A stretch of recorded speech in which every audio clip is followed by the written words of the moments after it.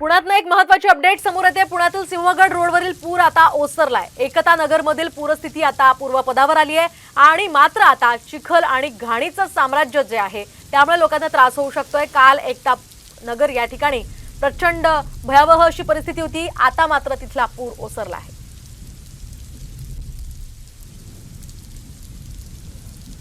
या संदर्भात आपण अधिक माहिती जाणून घेऊयात आमचे प्रतिनिधी सचिन जाधव यांच्याकडून। सचिन, काय सांगाल? एकता नगर मध्ये काल अतिशय भयावह परिस्थिती होती, सध्याची काय परिस्थिती आहे? पूर ओसरल्याचं कळत आहे।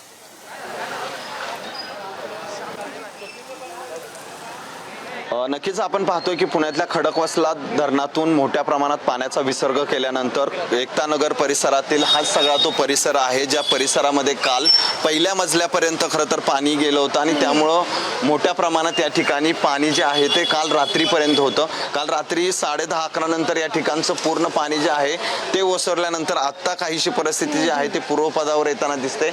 मात्र अनेकांच्या दुकानामध्ये असेल, घरामध्ये असेल, मोठ्या प्रमाणात पाणी जे आहे ते घुसलेलं आहे आणि त्यामुळं खरं तर मोठं आता घाणीचं साम्राज्य असेल किंवा जे लोकांचं नुकसान झालेलं आहे ते मोठ्या प्रमाणात झालेलं आहे आणि साहजिकच आता ती महानगरपालिकेकडून याचे पंचनामे केले जात आहेत। लोकांना मोठ्या प्रमाणात मदतीची अपेक्षा आहे, त्यामुळं महानगरपालिकेने या परिसरामध्ये असणारे काहींच्या दुकानं, घरं त्या मोठ्या प्रमाणात नुकसान झालेलं आहे। महानगरपालिकेने त्यांना मदत द्यावी अशी अपेक्षा लोकांकडून व्यक्त करण्यात येते।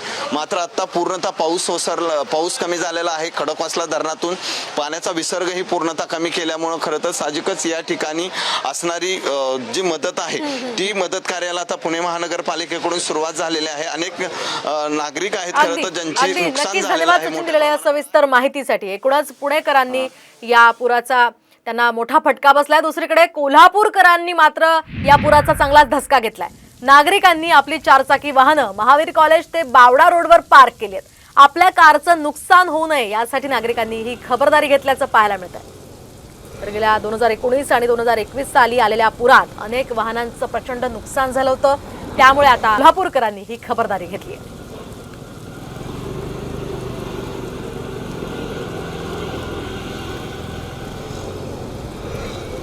आपण पाहतोय या संपूर्ण रोडवर चारचाकी वाहनं दिसतात, पूर्णपणे पार्क केलेली। आपल्या वाहनांचं नुकसान होऊ नये त्यासाठी त्यांनी ही वाहनं रस्त्यावर पार्क केली।